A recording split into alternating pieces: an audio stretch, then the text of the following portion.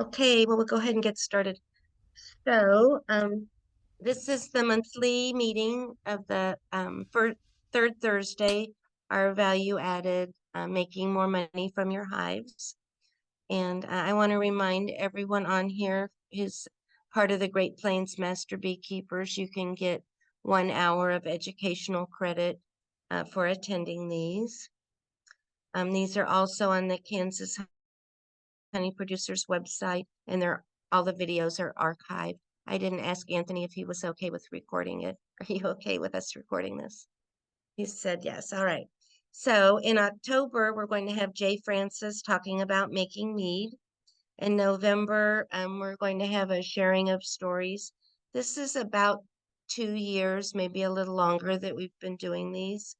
And a lot of you have started doing a lot of the value added things that we've learned from this. And a couple of you have said you're willing to share what you've learned to encourage others. So we for sure have James Carpenter from Carp's Bees in the Wichita area who's going to present. And we'll see who else we can get. Sounds like Matthew's going to present on making a tincture from propolis. So that's good. Got you on there. So tonight we are pleased to have our newest extension person who is going to be helping us. This is Anthony Reardon, and he is the new horticulturist and small farms agent in Johnson County, Kansas. And his area of expertise is fruits, vegetables, and specialty crops. And we're hoping specialty crops include honey It and does. value-added products. That's good. So a lot of us make soap, comb honey, creamed honey, lotion bars, mead, really a lot of value-added products that we use with beeswax. So he loves the outdoors. He grew up in Dodge City and he got his bachelor's degree from K-State. And we are glad to have him and we're glad to get him involved with us. So Anthony, I will let you take over. Absolutely. Thank you so much for having me. Like you said, my name is Anthony Reardon. I am the new horticulture small farms agent, which is just fancy talk for fruits, vegetables, specialty crops. And specialty crops, like you mentioned, does include beekeeper products. It also includes, if somebody decides they're going to grow a field of zinnias in their backyard, since it's a product that's being produced en masse, I'm the person that they come to for help growing that product. So let me share my screen here, and we will get into our presentation. Hopefully this all works out because I do have some videos that I was planning to show you. If not, we can skip over. But okay, what are people seeing? Okay, so what are we going to go over today? I'll preface this with I have been losing my voice all week, and I apologize. I will try to talk loud. If you miss something or if I don't pronounce something well enough, please just ask again, and we'll go over questions at the back end of this presentation. We're going to go over video production and social media marketing, and we're going to talk about why and kind of the audience we're working with and all of the elements that go into both of those, because there's a lot more than I think really come to people's minds right off the bat, but there's a lot to take into consideration. So the first slide I have here says, do I really need to make videos for my products? And the answer to that is yes, if you want people to actually be paying attention to your products. Studies have shown that up to 53% of your posts are more likely to be, well, let me rephrase that.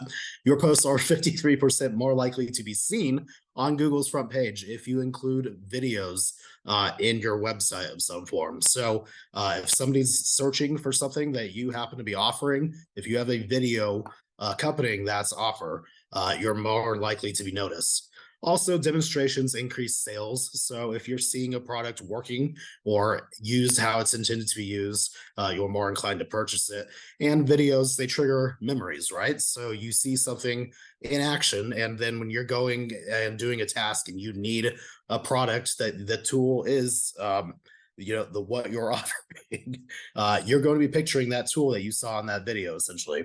And so that's a great way to get into people's minds and end up equating to sales eventually.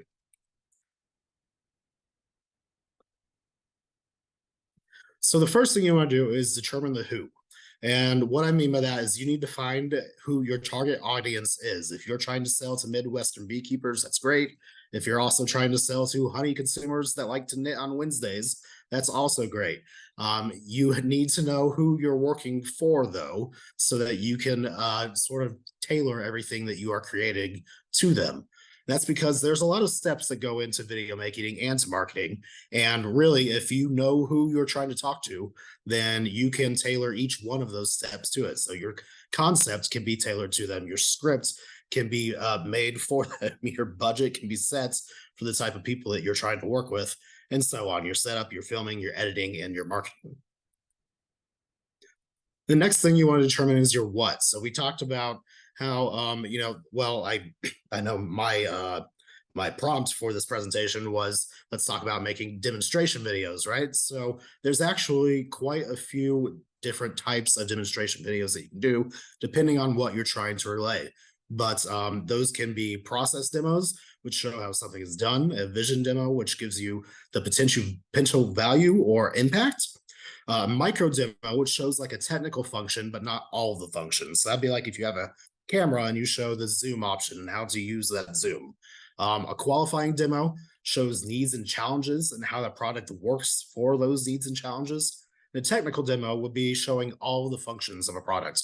So if you were to have a camera, you wouldn't just be showing the zoom, you'd be showing every single function that it has. And then you want to know the when and where. That's going to largely be determined by what your topic is, but it can also be used to accent and sort of increase the value of your video. So, for example, in this photo to the right here, we have a person that is filming a road at sunset with the mountains in the background, right? Well, that same frame, when it's not at sunset, is a lot less likely to be as pretty, right? So in your guys' case, say you're trying to film something where a flower is being pollinated, a bee is going to a hive. There are times of day, obviously, when that would be better to do that. Midday, full sun is going to be a lot better than right when the sun's going down and none of the bees are even out. And then we're going to talk about this more when we get to the social media marketing portion, but these videos can also be sporadic. So it is nice to have planned out videos, but it can also be, look at what I'm doing today. Isn't this cool? Or look who's here. And those are things that keep people interested in your content. But you still need to keep in mind that who am I making this video for? And that is exactly what this next slide is about, is the why. There's a unique phrase here called the unique value proposition, which was given to me by our social media manager. And it essentially is saying you need to know what your unique value proposition is so that you can relay that to your customers. So who's watching this video? What are you bringing to the table that nobody else is? Why should they watch your video? Why should they listen to your words? Why should they follow your instructions or buy your product? And this can be, somewhat difficult to relay, but it can be either verbally or non-verbally, depending on how you make your video. And so the 4 key elements of a promotional video, the first one, you're going to want a description of your product / an introduction. This is where you just relay the unique value proposition that we just talked about. So what are you offering that nobody else is? Then the solution offered by your product. So this is when you're going to point out the pain points that a customer might be dealing with and what pain points are being solved by your products. Then how the product actually works, which is the demonstration portion, and the call to action, which is something that very frequently gets forgotten about.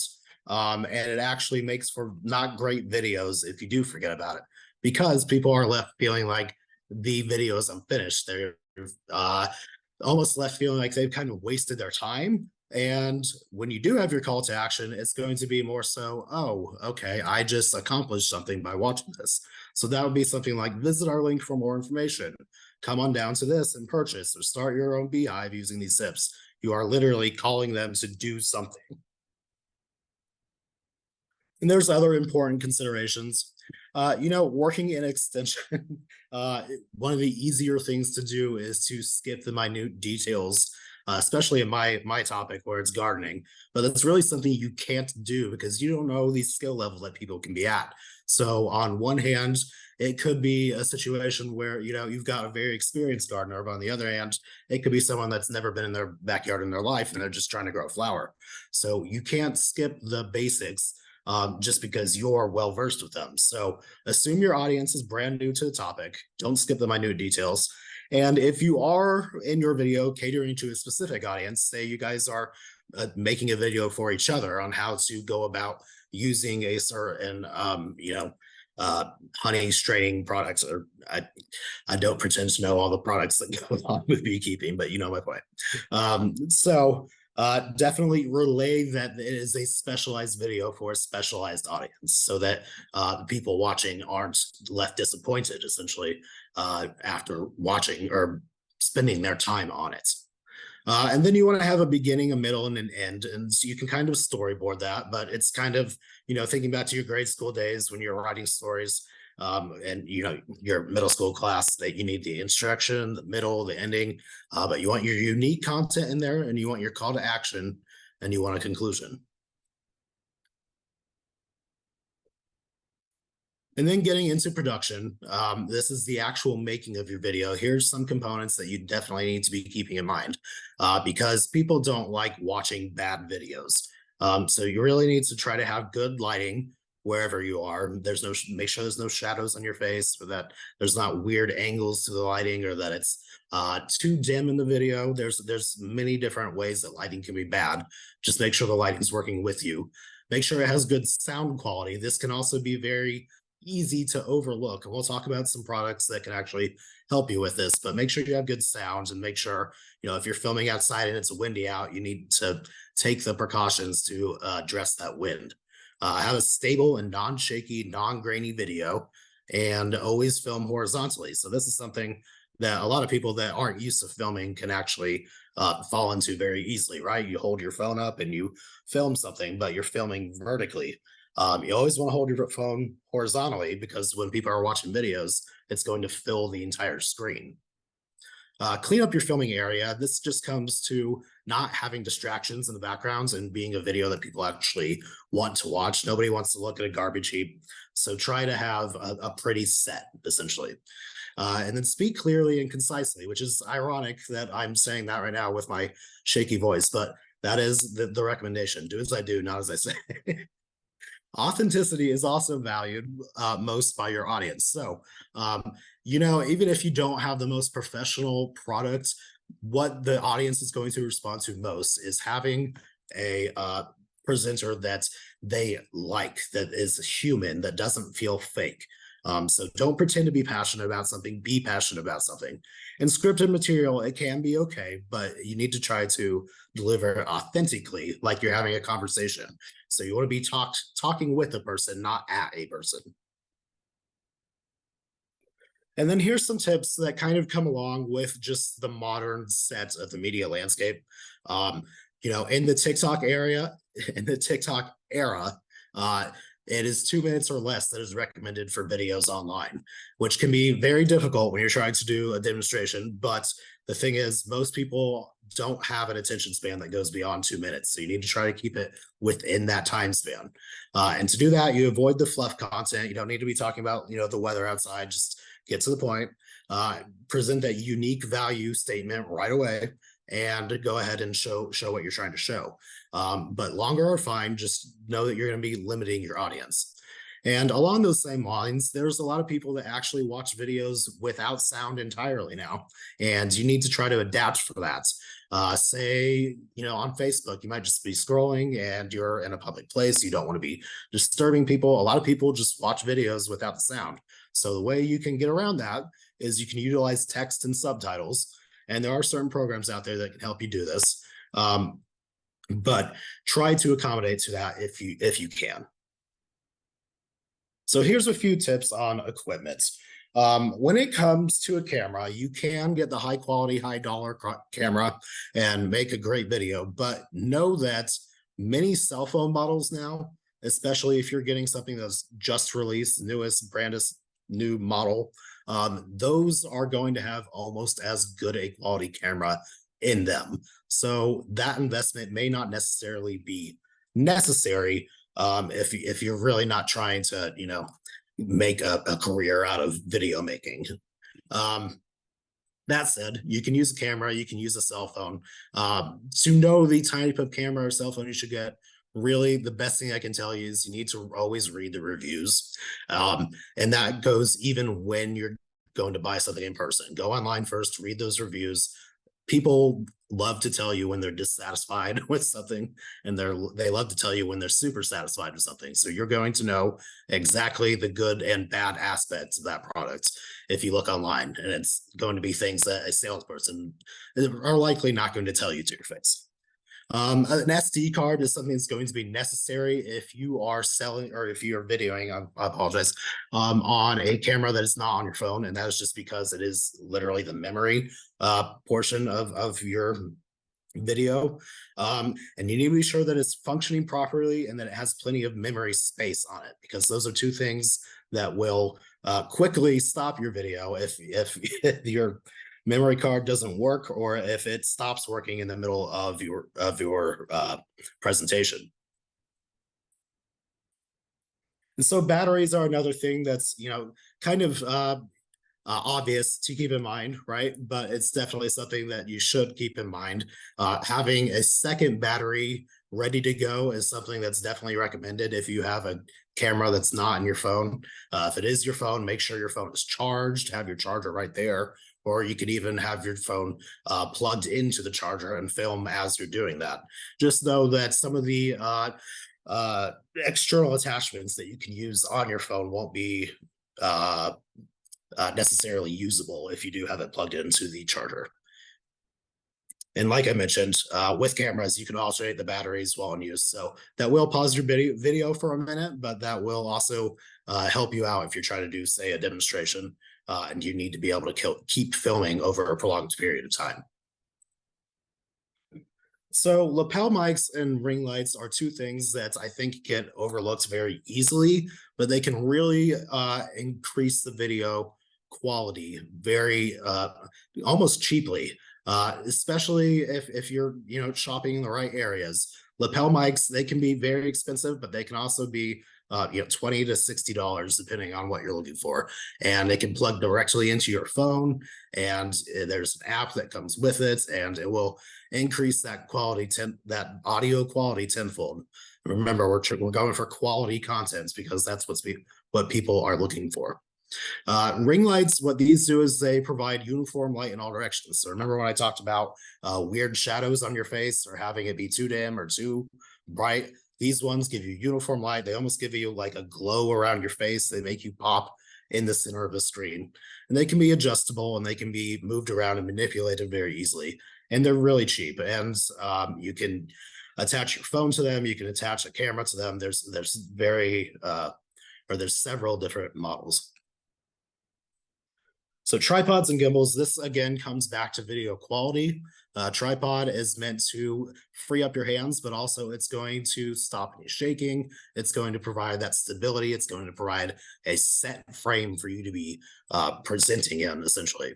And you can do this not just with a traditional camera, but also with a phone. They have attachments for phones. Gimbals do the exact same thing as a tripod, but in this case, you're not going to be hands-free, but it is going to be stabilizing your video. So if you're trying to show something at a very strange angle or very creative angle, you can use that gimbal to get down in there and show what's going on. Like say you wanted to show something happening literally inside of your beehive, you could stick the camera in there with a gimbal and show what's happening. So when it comes to choosing software, there's a few pointers I have here. So what's the gimbal? I didn't understand. Sure. So a gimbal, it's like a tripod, but you hold it in your hand and it stabilizes the video. So any video is not going to be shaky. It's going to be smooth. It's just going to move around and kind of alter directions. And it's not going to give people headaches while they watch the video, essentially. Does that answer that? Yeah, that's good. Thanks. Okay. Yeah. So on to editing. There's several different types of softwares out there. What my advice with this would be is you need to try to choose a software that works for you, not you work for it. There's a lot that can be very, very complicated, trust me, but there's also some that can be very simple. There's some that I personally used when I was 8 years old, back in like the year 2000 and um, playing on an ancient computer. So there's stuff out there that people of any capability can use. Um, Look for features that meet your needs and your skill. Consider compatibility with your computer. So compatibility essentially means if you have like an iMac, if you are buying a Microsoft program, it's not likely to work on your iMac, and same vice versa, right? So make sure that the computer program can actually work on your computer. And there are other factors out there like friendly interfaces, tutorials, and customer support that come along with a lot of these products that you can look for. So if say a certain product has a great customer support reputation, maybe that's something you should go with if you're worried about not being able to learn the program. And just some potential choices out there. And I'm not recommending one over the other, but there's iMovie, Adobe Premiere Elements, Filmora, Microsoft Video Editor, and Canva that are out there. Okay. You're good. Yep. I'll take that as a yes. Okay. Yes. So again, in this instance, try to read online reviews. It's just going to be one of those things that helps you with choosing the right product for you. So when it comes to demonstration videos, keeping it brief, like I mentioned, is going to be one of your bigger tasks. And there's different ways that you can do this. There's time lapse, which is a function in the editing functions where you can speed up your footage or you can show progress in a shorter amount of time. There's jump cuts, which is another editing function. It's not necessarily a function, it's an editing process where you literally just cut out the footage and go from one spot to another. The only caveat with this is you don't want to scare the people that are watching your video. So don't jump from a quiet spot to something that's big and blaring and right in your face. And then step preparation is another thing you can do. This would be something that you would more so see on like a morning TV show. Like say they're baking a cake and they take their batter over to the oven, but they've only got 5 minutes to present. So they're going to take that batter to the oven and they're going to take a fully baked cake away from the oven. And that step is already there and established for them. This is something you can do when doing a demonstration video if you don't want to mess with the editing process, but just know that the editing process really isn't that difficult. And so if you want to set up all these steps and show them, that's fine, but it could be a waste of time and resources, really, if as opposed to just doing it once, right? Okay, so here's the part where I swallow my pride and I show you a video that I made in my previous position in Western Kansas. But I want you to watch this. Watching for speeding up, jump cuts, and time lapse. Okay, so jump cuts are when it just goes from one spot to another. Time lapse would be speeding up, or would literally be showing chunks in succession, and then speeding up would, obviously fast forward. Can you hear it? Okay.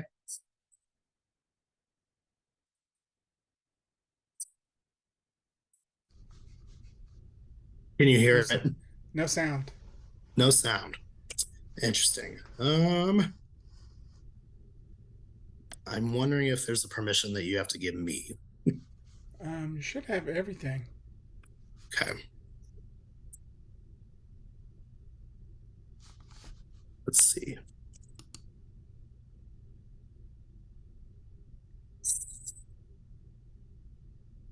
Now? Sorry, no sound yet. Gosh.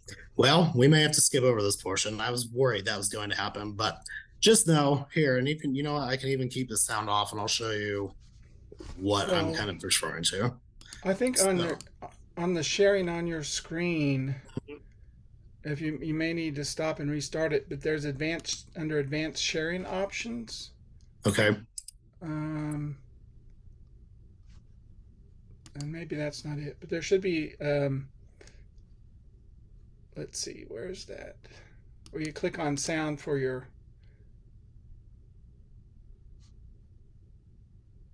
well, it's changed, but let's see, when I log in and want to share my screen, I have to click on there's a sound button somewhere, and it's been a while since I've had to use it. View options. On it. There, sound. Here it is. Okay. Let's see if this works. Yep, Okay. that works. Hey everybody, Anthony here. It is fall in the 4-H office today, so we are going to be making sprouting pumpkins for our Friday 4-H activity. For this, we are going to need a pumpkin, obviously, a carving knife. Be sure to get an adult to help you. We're going to need water and soil. So our first step here, we're going to want to take our pumpkin and cut off. Oh, I messed it up. I'm so sorry. Here, we'll fast forward a little bit. Carving knife. Be sure to get an adult to help you. We're going to need water and soil. So our first step here, we're going to want to take our pumpkin and cut off the entire top, leaving a bulb after it's been carved.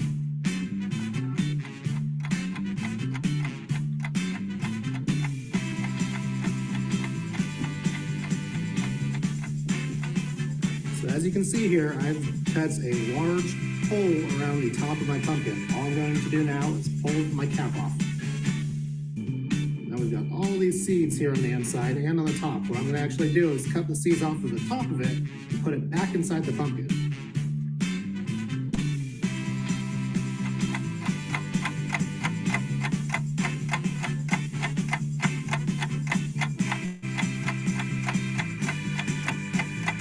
We have our pumpkin all cleaned out right here. We have all of our seeds in the inside still. We're going to take our cap and discard it because we don't need this part anymore. And then we're going to take our soil. Now with our soil, all we're going to do is put it inside the pumpkin and pack it in.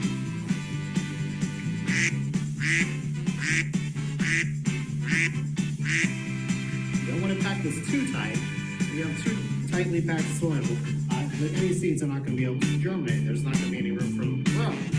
Try to leave it a little bit loose and still fill in all those gaps of air.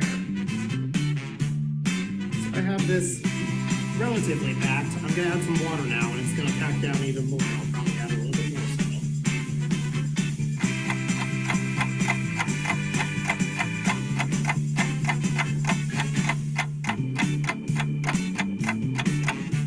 You may have to work your soil a little bit to get it all the way down into the pumpkin.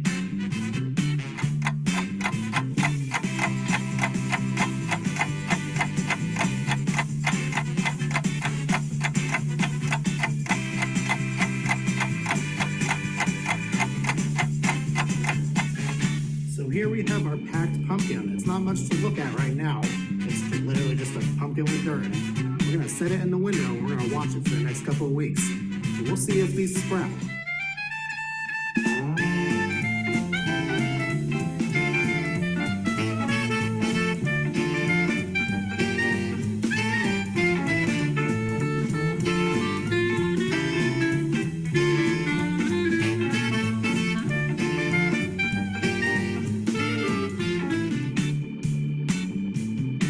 So it's been 10 days since we filled our pumpkins with soil. And as you can see here, it has in fact sprouted. It is molding, it smells very bad, but we have probably 7 plants that are emerging from here. And really every seed that was inside this is continuing to grow. So this is a great way that you can plant plants in your garden if you don't happen to have seeds for them. You go to your produce aisle and you Okay, so I'm going to stop that video there because that information is actually somewhat false. I need to get them to take that video down. But yes, there are some examples of jump cuts, fast forwarding, and time lapse, right? For the record, you can use produce from the store to grow plants from the seeds, but know that you might have a fully different variety growing after it grows. So, okay. I'm gonna go put this. So, technical considerations. When you have your video made, you need to be sure to compress and export it. What is going to essentially happen here is you're taking a massive video file size and you're compacting it, right? So when that file is in its original form, it's going to take a ton of memory. It's going to be almost impossible to upload online. Compressing and exporting it just compacts all of that information down to the bare bones and the important parts, right? It saves the file in a format that's easy to share also. So it will be put into a file format like a an MP3, for example, that can be shared over multiple different areas. Essential for storage space and transfer large files. It's easy to use with most editing software. And then you also, again, do not discount the importance of audio quality. So I've touched on this several times, but it distracts from the unique value statements and it deters viewership. So really, audio is just as important as the actual footage itself. Here's another video, because I haven't tortured myself enough. We are going to, I want you to pay attention to the audio quality in this one, okay? And the purpose of this one is, it's a great video, honestly, but it was filmed in Western Kansas. I don't know if you've been to Western Kansas before, but it's very, very windy outside. So you can take a guess as to how the audio quality is going to vary throughout this and how it kind of depletes the quality of video.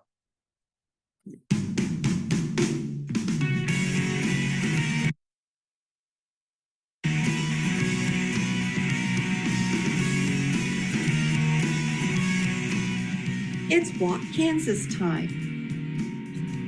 Walk Kansas is an annual program sponsored by K-State Research and Extension. This year, the program runs from March 28th through May 22nd. Walk Kansas is an 8-week team-based program that will help you and others lead a healthier life. It challenges you to be more active, make better nutrition choices, and is a way to walk away stress. So what activities count? Any moderate or vigorous intensity activity, basically anything that gets your heart pumping. Let's see how some participants are getting their Walk Kansas minutes.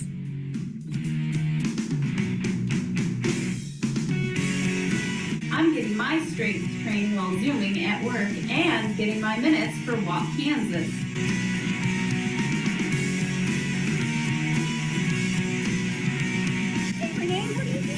I'm walking the dog so I can get my Walk Kansas minutes in. Hey, that is an excellent way to get your minutes. Yep.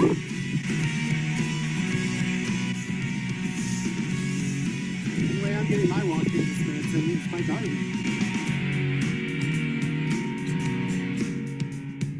I'm getting my Walk Kansas minutes by doing yoga.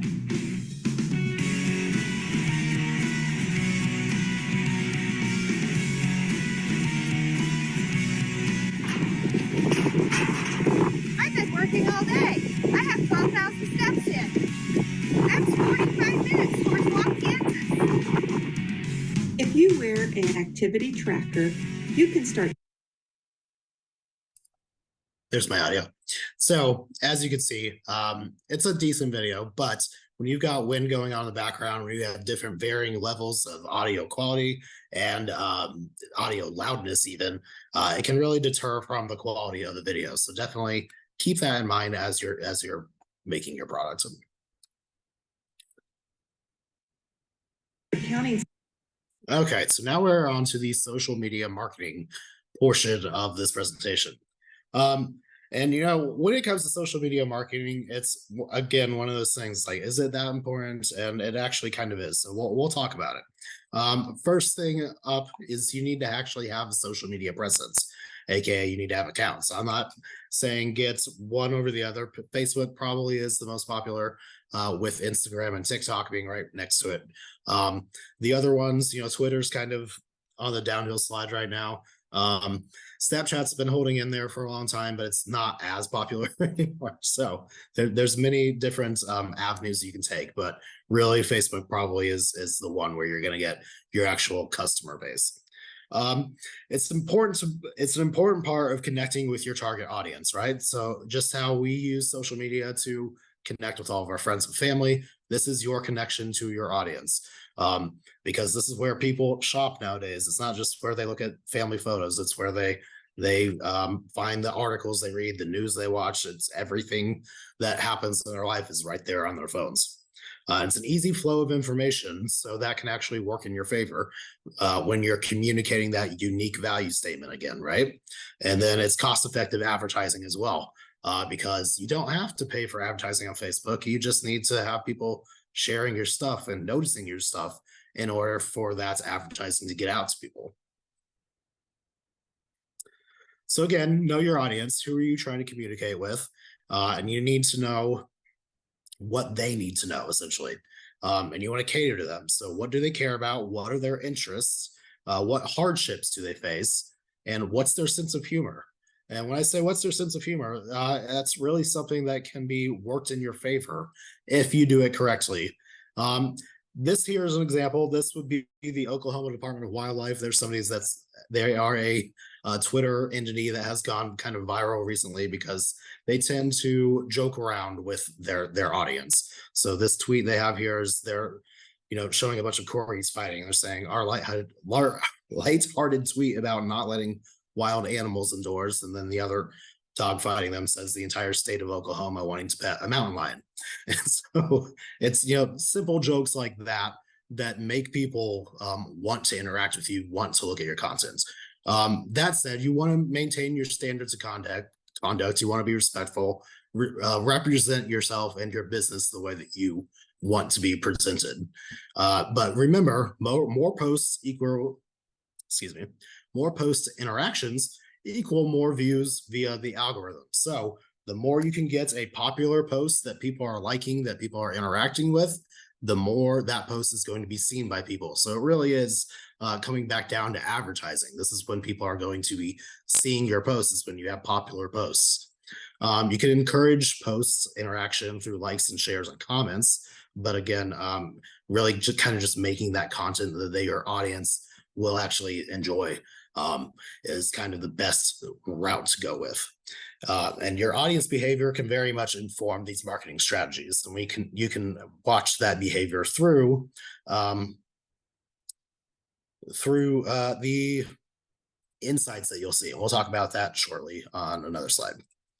So when it comes to content, it doesn't just have to be, videos. It doesn't just have to be a post or this or that. It's actually best to be mixing everything up. So text, photos, stories, highlights, videos, and even shares from other pages that you like are great. With that shares from other pages, I'd put a big caveat on that just to make sure that page is aligned with your brand identity. You don't want to share something from a page that you think is cool, and then you look and it's like, oh, they're horrible people. I shouldn't have shared that. So do your research a little bit.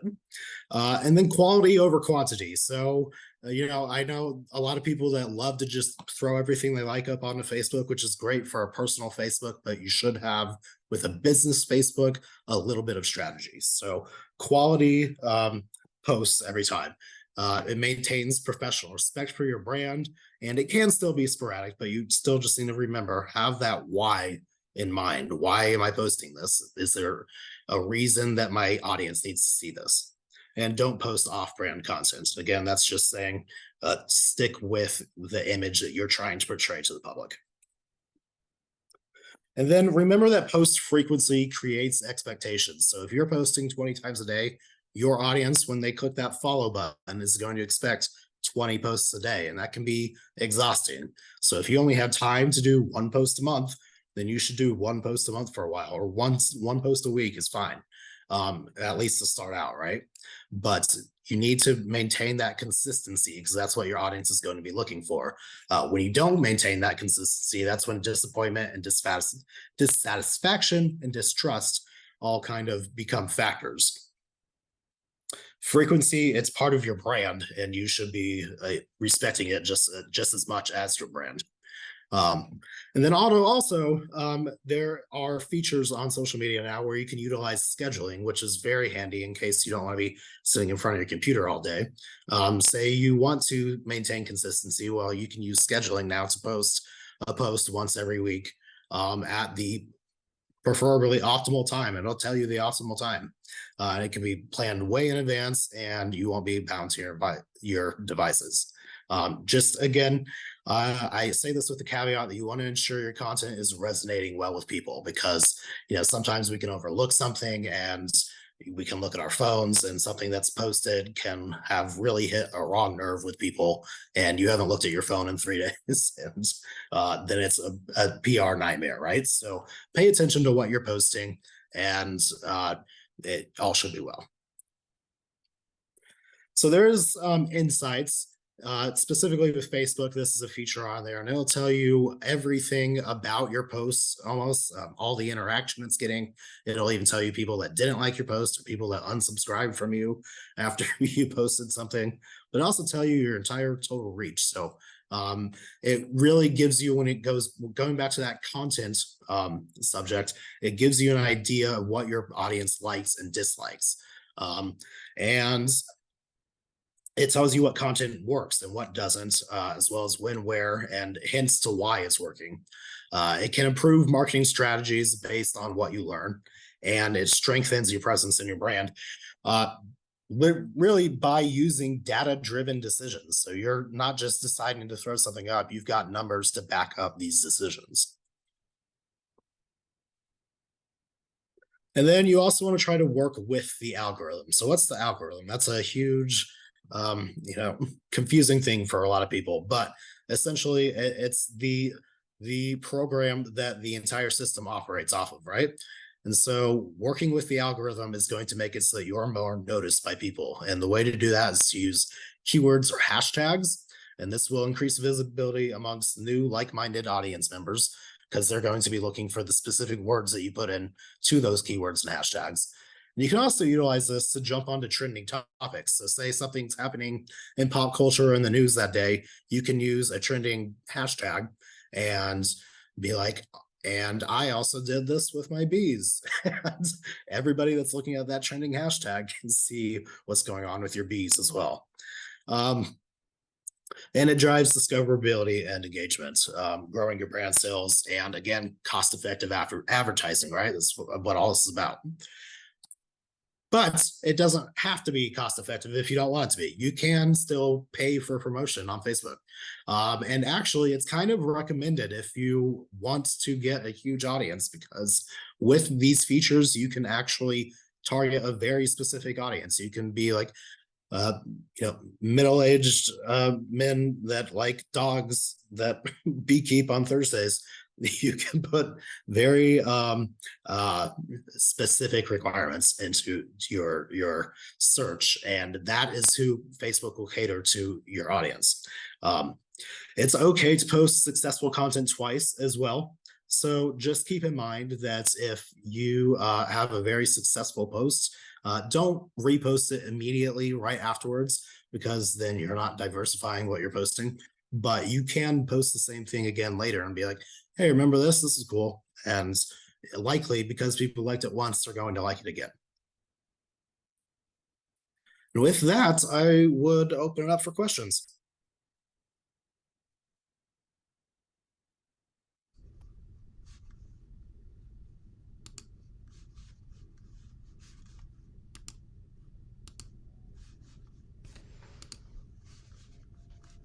So I see something in the chat about Canva. There is a free version. It's an online software. And the thing with that is there's also a pro version that you can pay for. The pro version is obviously going to have better features, better features. But you can still get by with using Canva to do quite a bit on the free version.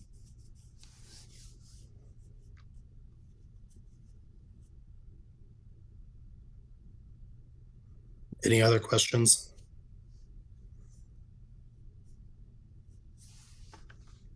Yeah, let me throw that back up again.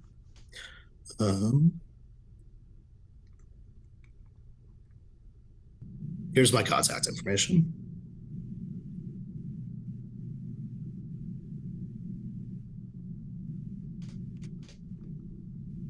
Other editors that are free. It's going to depend on the system that you have. So if you have Microsoft, there should be a video editor built in. If you have a Mac, then it'd be iMovie.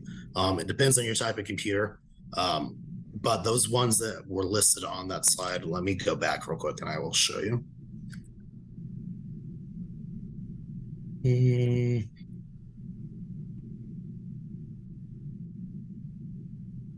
I skip it somewhere around here.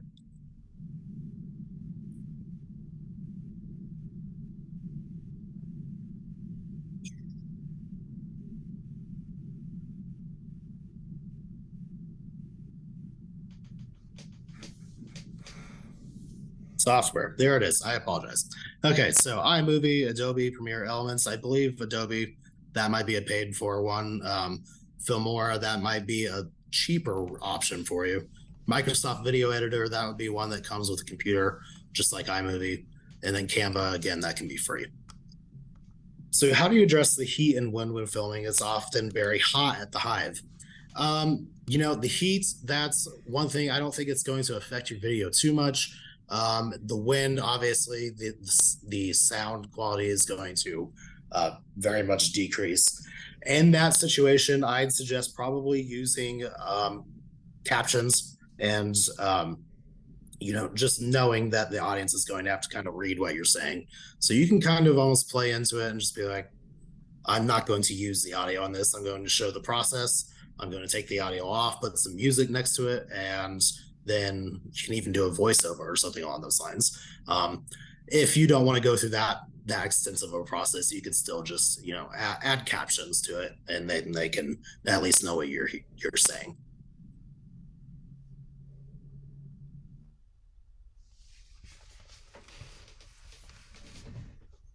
They do have mic mufflers that block noise. I've found that in windy situations, those mufflers still catch the wind quite a bit, but you can definitely try to work with them. If you have those lapel mics, that will definitely help as well, just because that noise source will be, or that source will be right next to the noise, right?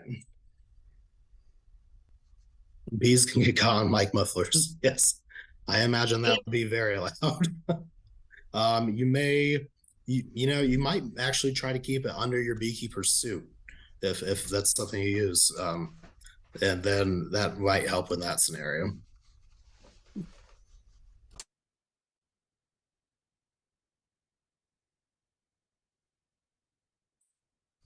So comments about YouTube. What would you like to know about it, James?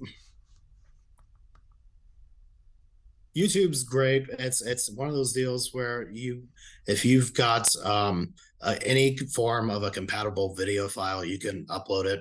There are, certain things with YouTube. If you're trying to use like background music, you need to be sure that it's something that's not copyrighted, because people will jump on your video right away and try to copyright it and get that money before you can actually get that money.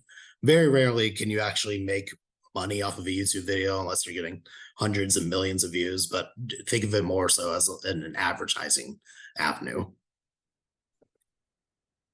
Yeah, and it is actually very easy to utilize. Just make sure you have a good internet connection when you're trying to upload stuff. Can you hear me? Yep. Yeah, just on YouTube. One thing I noticed is like short videos or YouTube shorts require a vertical format. And I could do like the same video there or in a normal horizontal format, and I'll get like 15 views in the horizontal and 3,000 vertical short. So I don't know what that was doing, but sure. Yeah, and that's one of the things that's it tends to be switching back and forth now, right? So I suppose even on TikTok that's a vertical view. So I guess it depends on what kind of content you're trying to make. If you're trying to make a traditional video, I'd still say go with the horizontal view. If you're trying to make those shorts that are going to be on, Instagram clips or the YouTube shorts or the on TikTok, then go with vertical.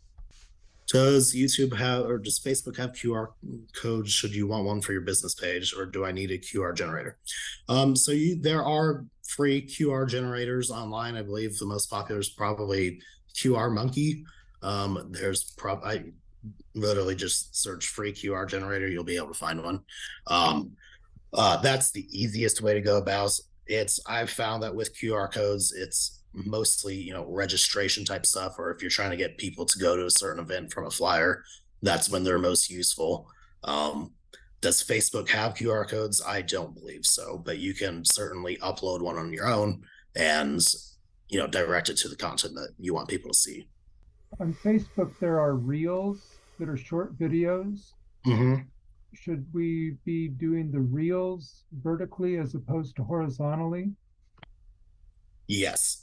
So yeah, those reels would be in the same both as like a TikTok or a YouTube short. So you want those to be vertical because that's just the way that it's been set up thus far. You can still do horizontally, but just know that if it's harder for people to see, then they're less likely to watch it.